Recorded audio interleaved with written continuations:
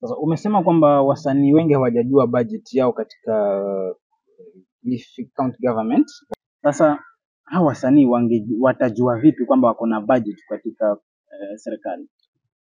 Kitu cha kwanza kabisa ambacho wasanii wanafaa kuelewa ni kwamba, Lakini serikali pia inafaa ijue kwamba kuna watu wenye wanaimba, kuna watu waigizaji, ndio kuna watu wanacheza mpira. Kwa hivyo ni wao kazi yao ni kuprovide zile equipments ama kuhakikisha kwamba wasanii wote wanafaidika, ama wako na mahali pazuri kwa kuimbia, wako na vifaa vizuri vya kushutia movie, vitu kama hivyo. nikuulize swali.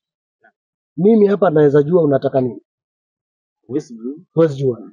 Lakini nikikuita uje uniambie unataka nini, Nitakuja nikwambie. Kama hutakuja, Hutajua. Sasa hiyo ndio shida tu. Sasa serikali inafanya kazi, katiba imepatia wananchi nguvu kwamba kitu chochote ambacho government ama serikali inataka kutengeneza, ni kizuri ni kibaya ni nini, mnakipenda mkitaki, ni kwanza wafanye kitu inaitwa public participation, yani kuhusisha jamii.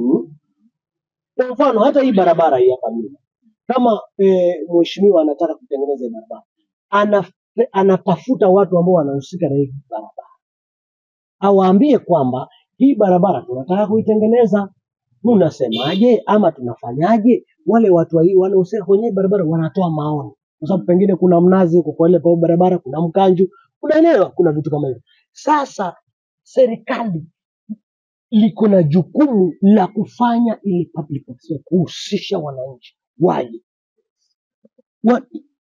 Serikali wametoa mwongozo huu, nyinyi mnasemaje? Mnatoa maoni, yanachanganya, naweza kusema.